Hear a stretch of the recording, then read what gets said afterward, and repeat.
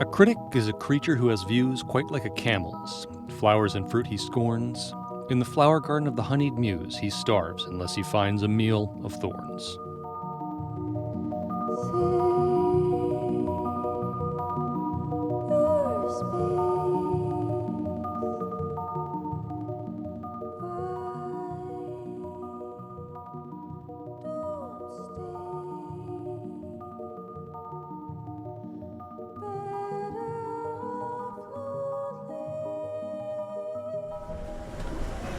Ladies and gentlemen, now arriving Boston South Station, connected to the Red Line, Silver Line, commuter rail, short walking distance to the bus terminal located on track 1.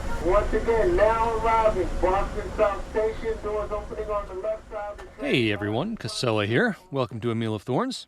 This episode is not about a book. It's about a convention, really about my whole trip. I've been wanting to do some kind of coverage of conventions and conferences, kind of figuring out as I go. Last week, I was in Boston for Readercon, which is a pretty long-running speculative fiction convention that focuses heavily on the written word. It's fairly small, I think under 1,000 people, with a really high proportion of writers, editors, and critics in attendance. I had a good time. I talked to some cool folks, discussed various spec-fic theories and gripes I got, and gave some good book recs. When I do these con episodes, I do want to share some of the surrounding activities of my travels. I do mainly enjoy and get excited about the cons themselves, but they are all mostly sitting around talking in windowless conference rooms, and I like to remember that there's other exciting things about traveling for them. For this trip, I got some good coffee, which is going to be a theme of most of my travel reporting. I ducked into the MIT Museum real quick, and of course I visited bookstores. So stick around for the second half of this episode for an interview with the folks at Lovestruck Books, which is a new romance-focused indie bookstore in Cambridge.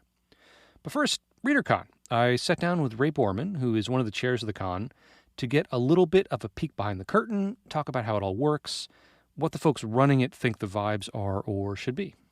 So I feel like I have a slightly skewed experience of the con vibe as doing the con running. I'm one of those nerds who is like all about the event running.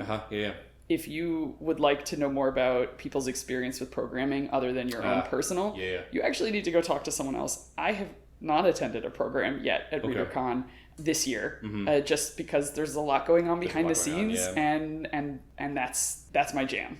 So well, let's hop into this for real. So who are you, and what's your role at Readercon? Sure. So I'm Rae Borman. I go by Rae here at Readercon, and typically in like the con and LARPing scenes, which is where I'm most active in sort of fantasy fandom kinds of things. And I am one of this year's con chairs. I'm part of a duo, and we co-chaired last year Readercon 33 as well. And his name is Tom, and he is off con running while I'm here with you. Yeah, okay, excellent, cool. How did you start getting involved? So with Readercon specifically, or with con running more generally? So. Absolutely. So Readercon is my home con. It's the primary con I go to each year. I actually got involved. I was between jobs and trying to figure out what are my marketable skills and this was early career. And I really enjoyed doing event work. And I recognized that to be hired to do event work, you probably needed more experience with professional event type work than I had. And I reached out to Readercon because I didn't have a lot of money, and I thought, well, but I have hands and a willingness to do anything because I'm trying to get experience in this, and I love SFF. I'm a huge book nerd. I read a lot, as many people here do. I would only read in the genre if I was not part of a book club that rotates because half the members don't particularly care for SFF. And anyway, I corresponded with that year's volunteer coordinators, who actually one of them is my current co-chair, Tom. Fun. And I just asked, I got educated about how a lot of cons run, where you often would buy a membership, and then if you volunteer a certain number of hours over the course of your con experience, you earn the next year's membership. Right. But I didn't really have the funds at the time to even do that. And so I asked if I could possibly have permission to come and volunteer 8 hours and have that count towards this year, and we'd call it square. Because I knew that was why I was coming. And they brought it up at a ConCom meeting, and everyone was very supportive, and I'm so appreciative that they approved that arrangement. I came and then proceeded to volunteer like 4 memberships worth of hours. But I did a little bit of everything, and then also discovered the Readercon bookshop. And between those things, this just felt like home. And I've been volunteering ever since. I think that was the Readercon in 2008 or 2009. Okay. I don't remember what number that is. You don't have to do the math on how long it is. But I'm more wordy than mathy. Okay, So for the podcast, we try to reach out to sort of a diverse audience, people who are readers, but not necessarily on the fandom scene. So what's the kind of like top level view? What is Readercon all about? If you had to describe it to somebody, like what is a con? So Readercon focuses specifically on speculative literature. So the written word in the science fiction, fantasy, and horror, as well as interstitial. There's a lot of gray area between those 3 buckets. But within those genres, we like to think of ourselves as a con that picks up where the other conversations end and keeps it going. So it isn't another variation of saying that is we're not the 100, 200, or 300 level course. We're the 400 level conversation. Which maybe is a little, I mean, I'm biased. I think it's an awesome way, but it also sounds a little pretentious but I legitimately have had some of our panelists, our program participants have shared that they've done more research to prepare for the panels that they're doing here at Readercon than they do for some of their academic classes that they teach. I go to a fair number of academic conferences, and it is really interesting how much closer on the spectrum to that Readercon feels than a lot of like the traditional small cons. So. Yes.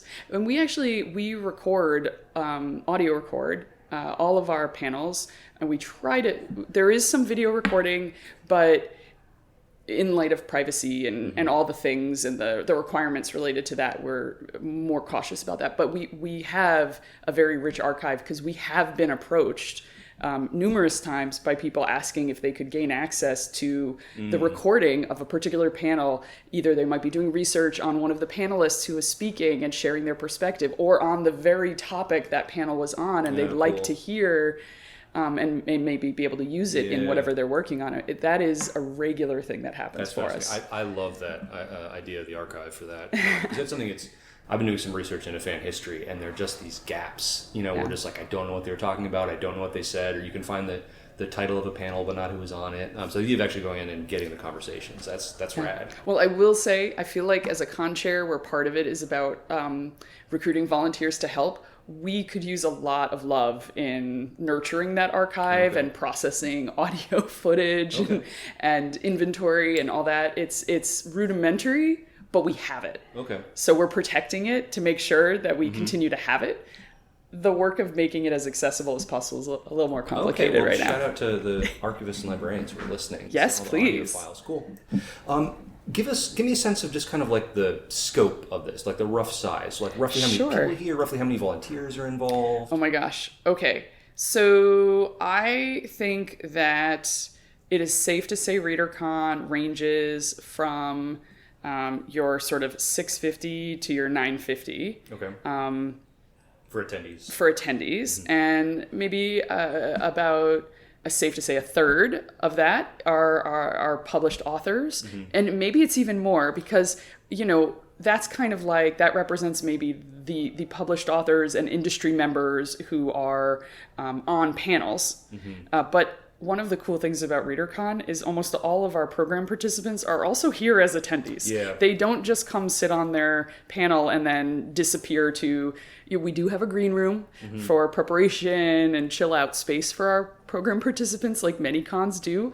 But none of our panelists are just chilling there unless they're on stage. Like, everyone is attending and chatting about books and about themes and what's going on with them and what they're writing or reading, and that's an amazing scene to be a part of. When I describe Readercon to people, I often describe the sort of surreal experience of being in the audience and realizing that you have like, Chip Delaney on one side of you and like another Hugo winner on the left of you, and there's in the audience because it's such a pro-oriented and craft-oriented, I should say. Absolutely. You did ask me about volunteers. Oh yes, that's right. That's okay. What is the scale of that? So that is also a range that sometimes is hard to put a number on. More volunteers is always better.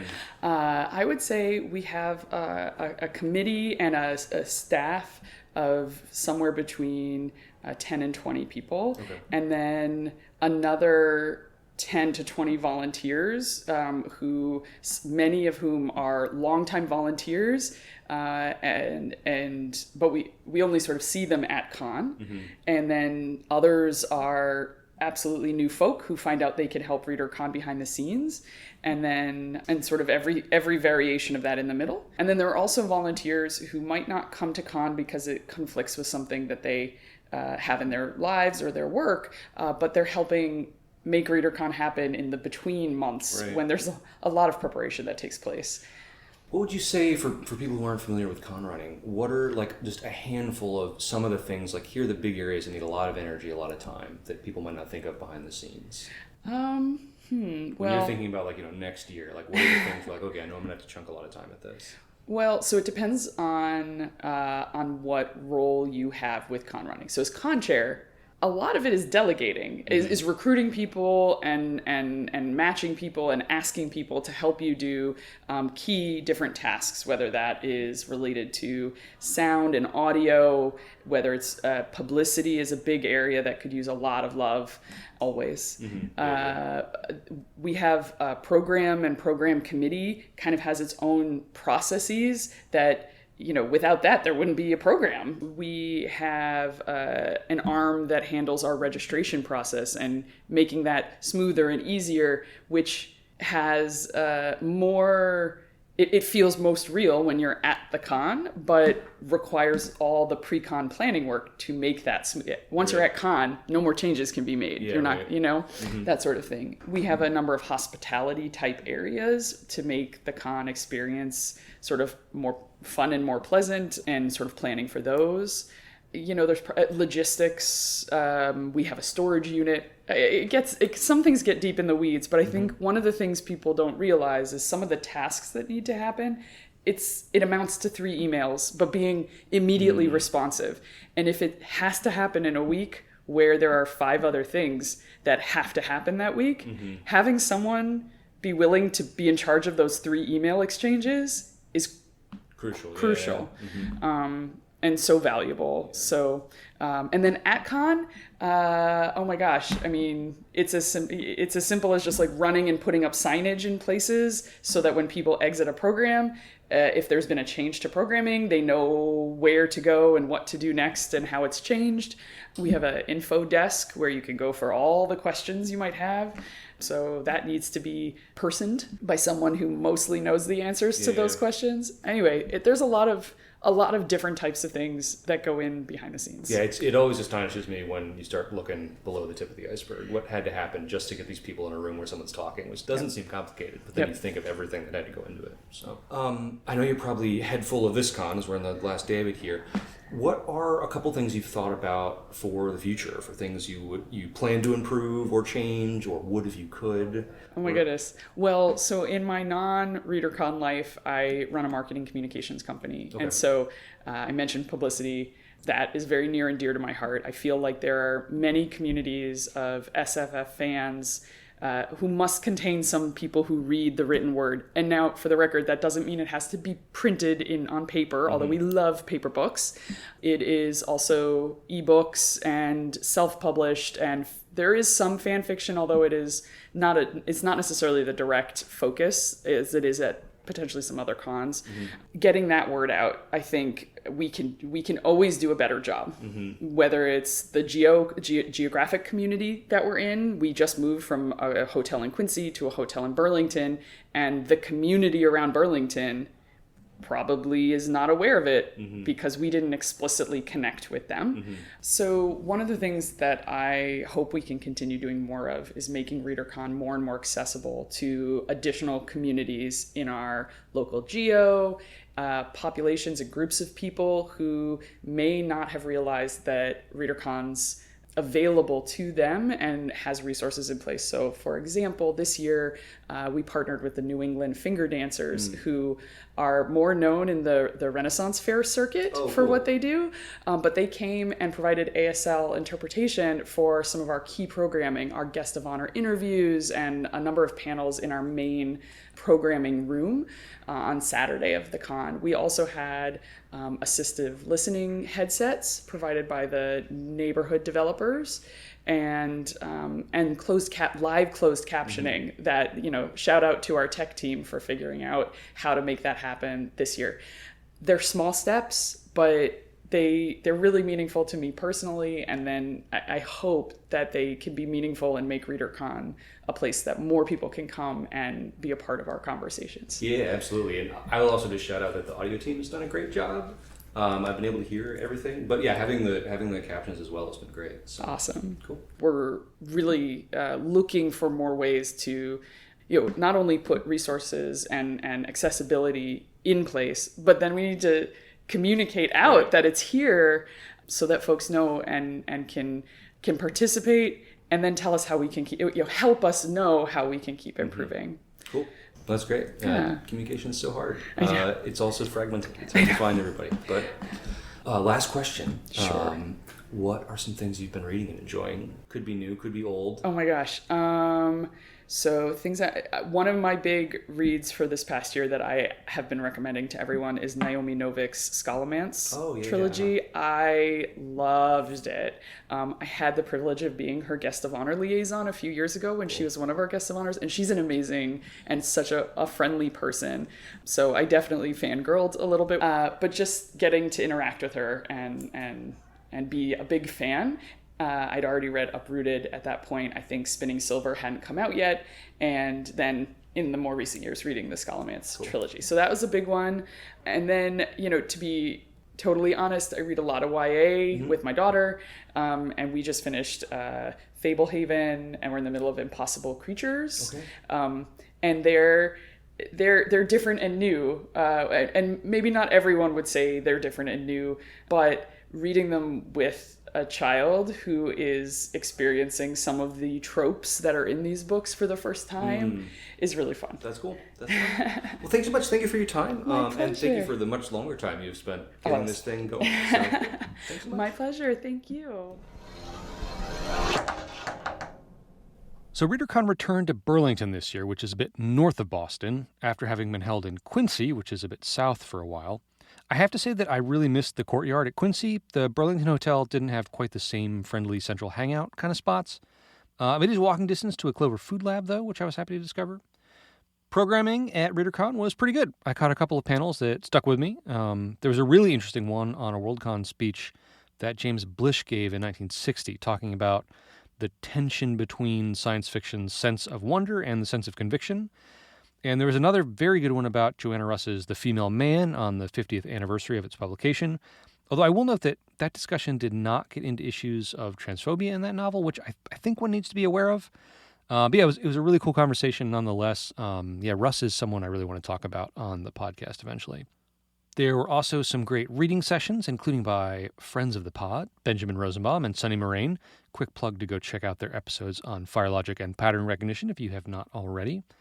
And there were some really great discussions about small genre magazine viability and financial practices, which is a topic that I and the editorial team at Ancillary are following with some interest as we try to figure out how to financialize to some extent. Hearing like how folks at Beneath Ceaseless Skies and Clark's World and Strange Horizons think through some of that stuff was really interesting, really useful. There's some really big challenges, obviously, to doing it well, but I mean, a couple people are doing a great job and thinking about how to do it even better on really small budgets and doing a lot of cool stuff. So yeah, I don't know, something to come back to. One panel that really stuck out to me was The International Imagination in a Time of Nationalism, which was about how isolationist and xenophobic policy in the U.S. right now is spilling over to specfic and what we can do about it. Here's the moderator, Will McMahon, explaining the situation. Recently, in May of this year, the National Endowment for the Arts sent out termination notices to a whole lot of people, but including small presses, terminating their grants from the NEA. This was particularly targeting nonprofit small presses that publish international literature in translation, presses like Deep Vellum, Open Letter, Archipelago, Transit, and several others. This has kind of provoked a crisis in that field.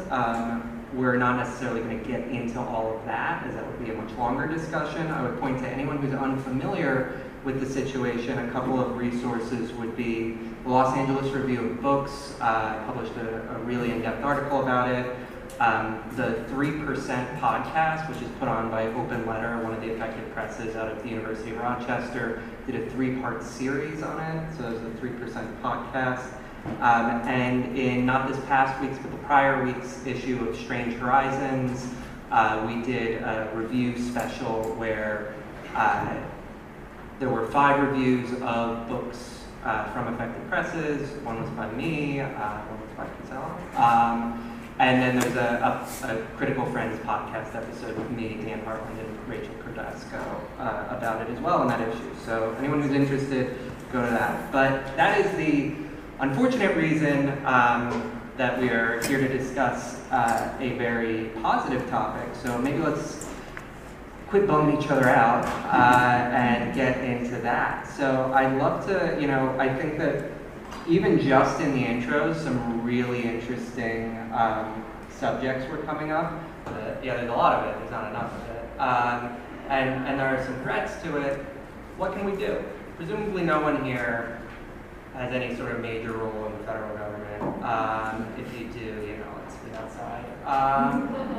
But what can we do? I mean, we're readers, and I don't want to, especially I feel like international literature in translation, it really does break down the genre boundaries, but we are here at a speculative fiction convention. In this panel, what can we, in the speculative fiction community, do to spotlight this work, to bring it more into the mainstream conversation? So the first suggestion that people on the panel made, I think this was Matthew Mercier, was that we need a Hugo for translated work, which I was very happy to hear brought up. I don't think I've talked about this on the podcast yet, but getting a translated Hugo is a project I'm currently devoting a fair amount of energy to. We have a working group that includes Will, myself, and a group of critics and translators, also a friend of the pod, Eden Coopermans, by the way. I don't want to have that take over the episode, but you can read more about that initiative and sign in support of it if you'd like at translatedhugo.org. I'll put that in the show notes, and I'll be bringing that up again as things are developing with it over the next year or so.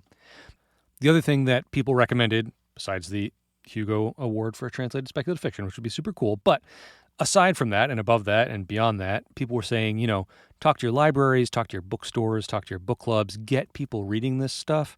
It is available. There's a lot of really wonderful, fascinating global science fiction right now, but a lot of it's from small presses, indies or people who aren't connected to one of the big 5 publishers, so they don't get as much distribution, they don't get as much marketing and hype, but they are out there, they're available, and they're super cool. So yeah, do that thing. I'll be talking more about it.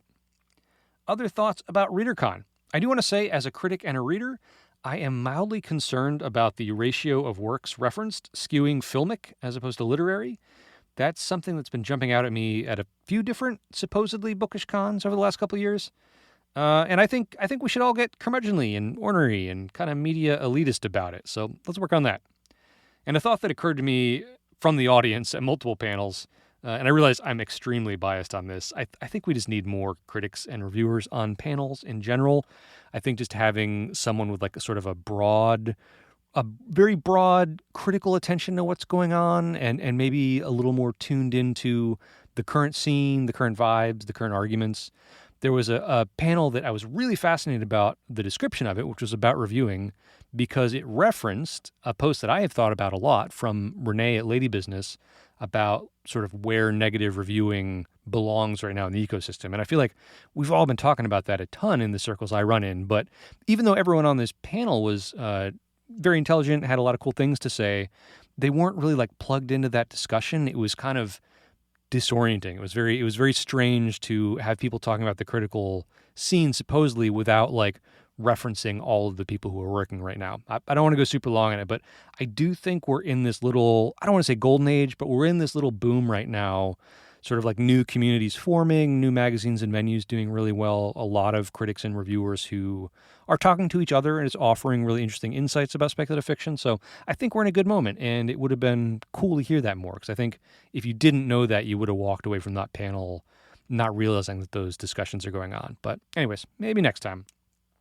On a more positive, interesting note, I was once again struck by how much more vital the discussions and arguments around the weird and horror genres feel and felt compared to traditional fantasy, and especially compared to traditional science fiction. There's something really, I don't know, something really vital going on in weird and horror right now. It's really another thing that's really having a moment.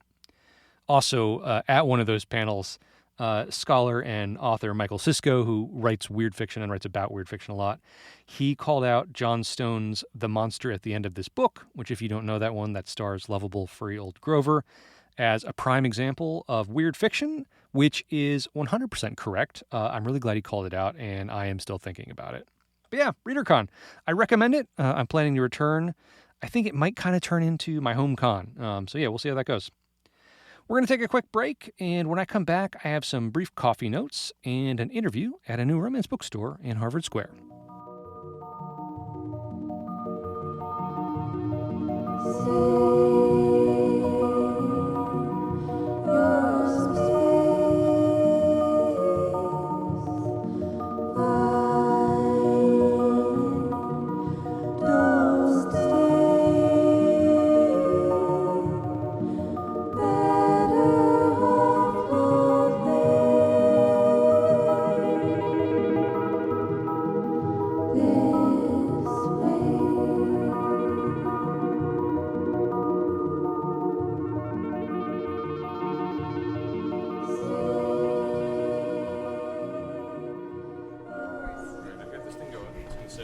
I'm here at George Howland Downtown Crossing, and could you tell me what I'm drinking? Yeah, so today we're having the El Injerto, and the variety too is going to be the red Pacamara. Oh, really? Yeah, and the region is from, if I'm pronouncing this right. From Huehuetenango? Yeah, okay, exactly. Cool. So, tell me what I should be looking for flavor-wise in this. Yeah, of course. So flavor-wise, like the most forward note you're going to be getting is butterscotch for sure. When I've had it recently, I had a lot of like orange peel come through personally, even though that is going to be the least noticeable note from when we roasted it and tasted it. Cool. So, yeah. Well, thank you so much. Yeah, of course. Would you mind saying your name? Oh yeah, I'm Rebecca. Rebecca, thanks so much. I'm Yeah. Casella, yeah. I've been doing coffee for a long time, and I've been on the road for conferences and stuff, and so I try to go to some specialty shops, and I knew for sure that coming here I'd get something great. Yeah, so, of course. Yeah. Thank you. Thank you. Oh, could I steal a cup for my friend? Oh yeah, of course. Coffee options at Readercon proper were reasonably dire for a snob like me, although there were a couple decent places a little bit of a walk away. But before and after the convention, I got to hit a few different shops. George Howell, always fantastic. And I had what was hands down the best blend I've had in a long time at Broadsheet, which is also in Cambridge, where I was hanging out a bunch. Boston is a top-tier coffee town, in my opinion. Also a pretty top-tier bakery town. So that, and having friends there, and there being good transit options, that's all part of why I'm so keen to keep on attending Readercon. Next stop, Harvard Square.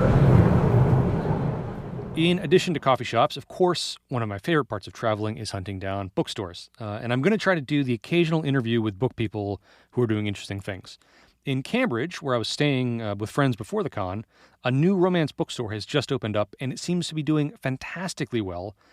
Especially since romantasy is such a massive wave right now in speculative spaces, it's just kind of impossible to ignore. I wanted to visit and talk with them about how it's going. So, thank you again so much for meeting with me. Of course. I'm happy to Tell me who you are. Yeah, my name's Riley. I'm the events manager here at Lovestruck Books. I use he/him pronouns. Tell me about the store, just kind of in brief. If someone had never heard of the store, what's the sort of like top-level view of it? Absolutely. So we are Boston's first brick-and-mortar romance bookstore.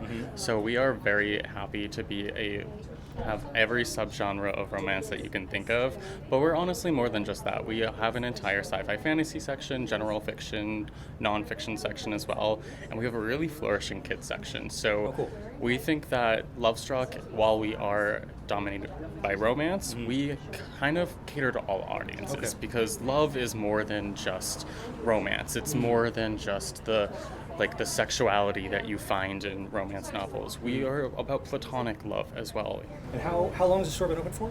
We've actually only been open since December of 2024. Okay, great. So, Yeah. so you're in going into month 7, month 8 here. So 7 month, yeah. Oh, cool, awesome. Well, it looks great. Right now we're focused a lot on author events, but we love our community events as well, and we're in the middle of curating new programs like on a monthly basis. So Okay, cool. we're trying to do more book clubs, more writing workshops, classes that are more about publicizing, Interesting. Okay. like how do you get your book published? Okay. Kind of meeting with the publishers, meeting with published authors, both indie and traditionally published, and kind of what that process is, because it's a confusing process. And we're here for our community. We want our community to thrive and succeed. And Boston, Cambridge, Somerville, we are full of writers and we're full of budding authors. So it's nice for us to be able to develop that community here at Lovestruck. That's super rad, and that's something Yeah. that I don't see very much for any genre, especially for romance. So that's very cool. Absolutely. Have you had any good highlights of events so far, like things that have gone really well or you're really excited about? Yeah, I mean, one thing, we've had a couple of authors that I've just been really excited to have. Chip Pons, we had his first traditionally published book, Winging It With You. It's a queer rom-com about a pilot and this man he meets at the airport, and they sporadically go on a reality competition show together, and then they end up falling in love. Okay. Another huge highlight for us is Sarah McLean. She is historically a historical romance author. She's dived into contemporary before, but this was her first full contemporary novel, and we were so lucky to have her in store. She's a Rhode Island native too, so she is very close to our community, and I love, New England has a thriving artist community. Right. So we do a Meet Your Local Author series, where currently it's a bi-monthly series, but we're working on kind of growing that program, in which we can have all of our community authors come in and meet new readers and meet each other and kind of expand and grow their networks that way. I guess talk to me a little bit about how has obviously the community response has been great, but I'm wondering, did you find pre-existing groups of readers that are responding to you, or how's the turnout been for that? Absolutely. I think in sort of the pre-existing readers is our romance community. I think the romance community throughout all of published books has been overlooked. Yeah, totally. They are a huge portion of readers in the romance. If you take a look at our bookstore, more than half of it is romance, Right. and we're still flourishing. We're still doing fantastic. It's those other, there are other independent bookstores that I love that also just aren't able to stock that because the interest this has not been there for so long. And it's, to rephrase that, it's not that there hasn't been interest, it is that the romance as a genre has been incredibly stigmatized. Right. Yeah. So you don't want to pick up your Fabio covers, and you want to we hide our books and we blush on trains. But it's one of those things where I think that everyone being sort of in their homes during the 2020 pandemic, that we're still seeing the effect of romance growing, because they're reading these novels, they're reading it's becoming easier to find independently published authors, and having bookstores like Lovestruck, where we source those local authors, we source those independently published people, so we can spread their books and spread the love of this genre. Yeah, I feel like there's been a sea change from the publisher side, right? Of realizing yes, tons of people are reading this, they're not ashamed of it and willing to put it out there. The cover variation, that's probably a whole other podcast. But, No, you're right about that, because in our conversation with Sarah McLean and Adriana Herrera, they were talking about that, and they were YA readers is an entirely overlooked population, because we had this big boom of YA readers in the 2010s. Right. But the thing about readers is that they grow up. Yeah, right. So once people stop, and it's not that I'm a huge YA reader myself, you don't ever really stop reading it. However, you do grow up in themes, and if you're looking for romance as a 20-year-old, you're not looking for a high school romance. Right. So we're growing, we're getting older, we're looking for more books that kind of fulfill, and that's where the genre of new adult comes in, and it's a whole new boom for the romance industry, because it takes those higher themes that you would get from quote-unquote adult romance, but it puts it into the same sort of language style and formatting that a YA novel sees. Yeah. Awesome. What tell me a little bit about, just kind of off the top of your head, have there been books or authors that have been kind of surprising, like how much demand for them there's been, or how successful they've been in the store? One thing that's new for me working here is I never dived into the world of paranormal romance. Mm-hmm. There's a huge, and one of my coworkers, Jack, she is obsessed with Omegaverse books. Oh, okay. So I'm sure as a speculative, yeah. So, but that's not something I ever read previously. This will be a treat for the podcast listeners who are not familiar. You can go Google that now. Yeah, exactly. Tell me first, so obviously we're here sitting looking at the store, our listeners are not. Tell me a little bit about the space. What's it been like fitting in here? I know you've got George Howell in here. How's that going? That's been fantastic. George Howell Coffee is, and I'm going to sound really biased when I say this, some of the best coffee in Boston. George knows exactly what he's doing with his roasteries, and the staff is so friendly. But I think that there is when you think about a Venn diagram of coffee lovers and book readers, right? It is just like, it's almost a circle. Mm-hmm. So it's been one thing that we've seen a lot of success in, and there's nothing better than walking through the bookstore, finding your next read, and then sitting down in our cafe with a cup of coffee. Yeah, that's really nice. It's the same. I feel like it's similar to the success that Barnes & Noble saw as soon as they started putting cafes into their bookstores. It's something I've seen a lot of indie bookstores attempt or wish for, but I feel like you have to have the right space, and yes. so it's like, this is actually kind of like George Howell within the store, not like the booksellers are also baristas, right? Correct. Yes, we technically operate as two different companies. Okay. Cool. So yeah, we have our we think of it as a bookstore side and the cafe and wine bar side. To say that you're going to go to your book event and be able to just grab a glass of wine, sit down, relax, unwind, and our bar manager is a genius. She has all of our wines paired up with different book tropes. Oh, cool. That's so fun. Like it's just a fun experience to have. Rad. That's cool. I know it's so great if you're doing events to already have a liquor license and treats and things available. Like, yeah, that's really nice. Exactly. That's cool. Well, tell me a little bit. So we're here in Harvard Square. Mm-hmm. So probably one of the denser, more walkable areas, like in the country, to be honest. Yeah. What kind of demographic trends you see? You see people like, obviously you're getting people in the neighborhood. Do you have a sense for is it a lot of students? Are people traveling here from afar? Like, are you getting a reputation as a place where people can go find more obscure works, or? Yeah, our demographic has actually been really fascinating because we do fall within the traditional romance demographic. So we see a lot of late 20s through late 40s, mostly predominantly women that come in and shop our stores, but we get a lot of college students that are just walking around, and we have become a place where I'll have someone come in and say, I'm so excited to see your store. I saw it online. I'm just visiting family. I'm from the West Coast. Oh, cool. So it's been a nice sort of destination for folks, especially because as we mentioned, we're out on our patio and there's just these beautiful flowers all around us. So it's just like a visually appealing place to be.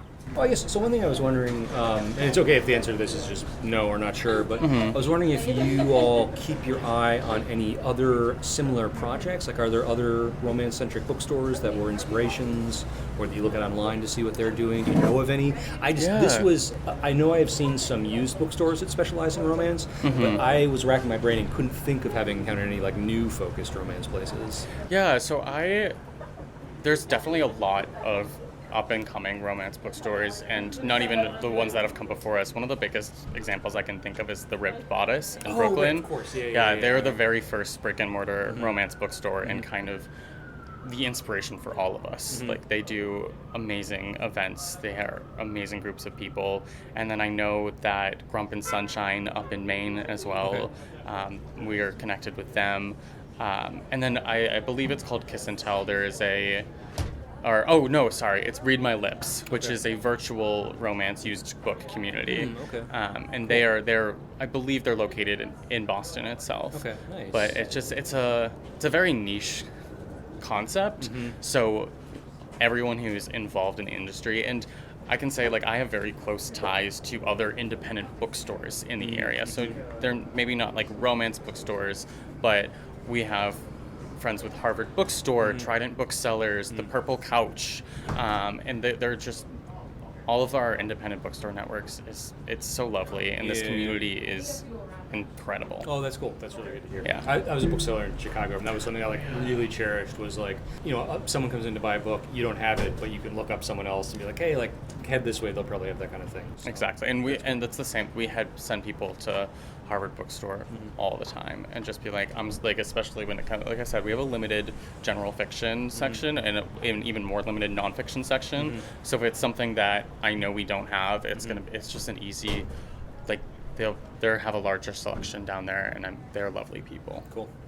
This might be a little too inside baseball, but I was curious in terms of book ordering, because I know so much romance, specifically the subgenres and the niches, aren't necessarily all through big 5 publishers. Yes. And I was just kind of wondering what your experience has been like working with small stuff, working with indie presses. Do you have any space for self-published? These are all questions I have. Yeah, so we actually do have a very large relationship with our indie publishers. I mean, we actually have one right here in Somerville. So Candlewick Press is a children's book. So they do a lot of picture books, middle grade, young adult, and one of my coworkers also works for Candlewick. So we have those relationships built with indie publishers, and a lot of them are sometimes imprints of the big 5. So their books are pretty easy for us to get. But we work with Ingram a lot, which is going to be, they're a distributor of all of these indie published books. And they're a fantastic resource for new authors. For that self-published work, we do work in consignment. Us personally, we do try to stay with local authors. And for us, that's mostly about a third. I know there's more on our website about consignment specifically, but we do love, if you're a local author and you fit our consignment guidelines, we are more than happy to stock your book. Oh, that's really cool. Yeah. That's rad. Cool. Do you wanna walk me around real quick? Absolutely. Cool. We'll do that, and then I want you to sell me a book. Okay. If you want to open someone else to sell me a book, that's fine. So right at the front of the store, we always have our Lovestruck bestsellers. This is anything that's going to be selling well, and right behind it, you can always find our staff picks. Okay. We refresh these staff picks anywhere from, we try to keep it up with a monthly. Roughly how big's the team here? We actually have about 25 individuals. Oh, wow, cool. Yeah, Great. so we're nice. a full-time staff of about 10, and then part-time about 15. Okay, nice. Okay, so that's a nice range of opinions on books. So, do you have one out here right now? Oh, that's a good question. I actually don't have one out. Okay. So I have a lot of, we have an entire LGBTQ highlight staff pick wall. Okay. And I have a lot of recommendations on that wall. So we're going to head that way. Yeah. Cool, nice. Yeah. But right in the middle of the store is our highlight wall for LGBTQ highlights. Some of my favorites that are on here right now is We Could Be So Good by Kat Sebastian. Okay. Kat Sebastian is a historical romance author. She is actually coming out with a contemporary novel, I think in March, called Starship, which I got to read an arc of and was phenomenal. Cool.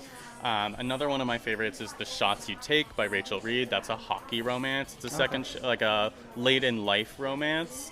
And then Adam Silvera, I will recommend all day long. He is a YA author who is he has romance in his books, but I really do think he's a coming-of-age novelist. There is so much growth in learning about yourself in the world in his novels, and those are my big highlights. Okay, cool. Tell me a little bit about the subgenres you got in here. Yes. I see a lot of great labels up here. We have so many, and where the biggest kind of discussion is what subgenres do we have. And we tried to go with the biggest ones. So we have our historical wall. We have a whole section for just witch romance, which we keep separate from paranormal romance. Okay. Just because there is a bit more to the witch romance section. Okay. Interesting. So paranormal holds a lot of what we were talking about earlier, the Omegaverses and vampires. A lot of our shifter romances are going to end up in this paranormal section. Do you differentiate urban fantasy, or does that sort of spill into different genres depending on how it's? It is. So it spills into a few different genres. It's one of our, right after contemporary, I think our most shopped subgenre is our romantasy. Okay. So romantasy is going to focus on your world building. We have a lot of magic and cottagecore. Keeps wrapping around. Oh yeah, it? Okay, wow. I've got about 6 bookshelves all dedicated to romantasy. This is where you're going to find your classics, you're going to find all of Sarah J. Maas in this section, Fourth Wing. One of our staff favorites is Evocation by S.T. Gibson. That's going to be a Boston-based magician. Okay, so right here? Yeah. Okay. Oh, it's lovely cover. Yeah, and we just kind of break up. We have a whole section dedicated to Western romance. We have a pretty decent-sized sports romance, and I think that sports romance is an interesting subgenre because it gets more hate than other subgenres. Some people don't love the sports romance, and it is, I will say, like, for me, I love sports romance. Okay. It is heavily dominated by hockey romance, which is still fantastic. Theories on why hockey. I don't understand. Like, I don't know. And it's so funny because I think that, and so for me personally, I read a lot of queer fiction, and there's not a lot of openly queer NHL athletes in particular. That I think that this is just some sort of like a repressed energy kind of thing or something, I guess it's a graceful sport despite the contact. Exactly, and it's like it's one of those things where you have like. And this is like I said, I read queer romance, so a lot of the time it's like teammates. So you're just like they're exploring that frustrations and all of that like pent up energy off the rink. We have a whole dark romance section as well, which is right over this way. Our dark romance section, which is going to be a lot of your Rina Kent, Navessa Allen. So it's going to deal with darker themes, more taboo themes. And that falls actually right next to our erotica section because. We are a romance bookstore, and erotica is a big component of that. We don't have a large selection just because we like to keep it on the limited side. But there's like erotica nonfiction as well that's teaching you about like how to be a sexual adult how to like. There's one book we actually have called Quickies, and that's dealing with yourself after menopause, and it's just like a lot of kind of informative knowledge that you don't necessarily see in all of your other bookstores because they're more focused on what if a 10-year-old picks up this copy of the book, you know? Well, it's cool to have like a kind of, I mean, the store as a whole has a sort of non-stigmatizing thing going on, so that tracks. Like, oh, that's cool. One of the biggest parts about our entire store is what we call the red wall, and that holds all of our contemporary romance and our rom-com section. This is the most shopped wall in the entire store. We are constantly trying to put books out. This is where your Emily Henrys are. Tessa Bailey. The Sarah McLean one that I keep mentioning is also on this wall. And we have like local authors like Kim Swizz, who just released the second novel in her series. So this all kind of falls, and I will say the rom-com is my favorite section in the entire store. I'm a big romantic comedy person. I love how clearly having this this quantity, this volume out makes the palette choices in the covers really obvious. That's really interesting. And it's one of the most fascinating things about romance is the covers at this point, because you have a lot of cartoon covers that are kind of growing in the industry, and it makes it. I hate to phrase it like this, but it makes everything a little bit more palatable for folks. It falls into this when you have these hyper-realistic or these photo covers. Sometimes you get that feeling of uncomfortability, but when your cover is just text or it's these two individuals just living their lives, it falls into this. I can hold this in public and not be afraid. I can be reading it on the subway and not worry about it kind of thing. Exactly. That's super. All right, sell me a book. Alrighty, I actually, so Winter's Orbit by Everina Maxwell. Okay. This was my first read of 2023, and it's about a man who belongs to this royal family in a planet far, far away, and he is tasked with becoming the new fiancé for an arranged marriage. Okay, cool. So then you find out all of the depths of this world and figure out, you're kind of on the journey to figure out who's in the right, his family or himself. All right, well, you're in luck. This is what I'm going to get. This is perfect. So I keep a counter running of like good recommendations for things, and you're at least like number 7 for this book. So other people have been pitching it. You're the one that sold it. So good job. Oh my God. Okay, great. Cool. Yes. No. I loved it. As soon as you pull that off the shelf, I'm like, oh, I know people like this. So, I'll read it. Awesome. Well, thanks so much. Of course. Thank you. It's really good. I'm gonna stop recording, but feel free to ask me. You can probably tell from the background noise on that interview, but Lovestruck was hopping while I was there. I was there on a Monday afternoon. It was just packed. Just tons of people. So really good to see a new bookstore doing that well, period. And it's extra fascinating to me giving the genre focus. You know, I look a lot at new bookstores opening, new indies, people doing different things, and it's really exciting to me to see a business really focusing and doing really well. I think that's a really interesting line to walk as a bookstore. And yeah, they seem to be doing extremely well, so I hope that continues. And that was pretty much my Readercon trip. I hope you've enjoyed this reporting. Regular book discussions resume in 2 weeks. Thanks for listening. A Meal of Thorns is a podcast from the Ancillary Review of Books, an online magazine founded to address the radical possibilities of criticism with a focus on speculative fiction, world literature, and utopian impulses. Go to ancillaryreviewofbooks.org for regular reviews, essays, interviews, and more. Our opening poem is by Barsha Hari, translated by John Bruff. Our music is by Giselle Gabriel Garcia. Our artwork is by Rob Patterson at The Ratio Farm. Thanks to our human transcribers, Kate Dollarhyde and John W.M. Thompson. They are diligently working on getting us caught up on our transcriptions. If you'd like to support the podcast and the Ancillary Review of Books, that is rad. A few different ways you can do that. Join our Patreon. A couple dollars a month really moves us towards our sustainability and contributor paying goals. You can hang out with us on Discord, and we've got a couple other goodies in the works. If you're interested in a book we mentioned, buying from the bookshop link in our show notes or at the ARB website gets us a cut, and it helps us immensely if you just help get the word out about the show. Leaving us a review, commenting, or sharing on your platform of choice, that really helps. And it's nice to know you're listening. Questions, suggestions, pedantic notes about things we got wrong? Drop us an email at mealofthorns@gmail.com, and you can follow us on Blue Sky for periodic skeets, I guess. Did that term stick? Okay, next time, we are back to talking about books. Carlo Yeager Rodriguez is joining us to discuss Tad Williams' Stone of Farewell, the middle volume in the Memory, Sorrow, and Thorn trilogy. Lots of fantasy thoughts, possibly too Tolkien-centric, but you can decide that for yourself. These were really fun books to return to. I really had a blast going back to that trilogy. After that, in theory, I'm doing an episode on this year's Worldcon, and then we should be back to a regular bookish schedule for the rest of the year. Check out our website if you want to read ahead. As always, thanks for listening. If you're supporting us in any way, thank you for that. Yeah, read well, stay critical out there.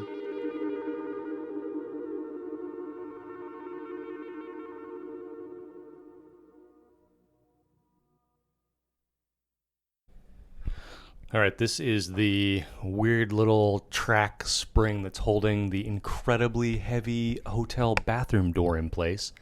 If I don't find any other good incidental sounds, I might use this in between things. Let's find out.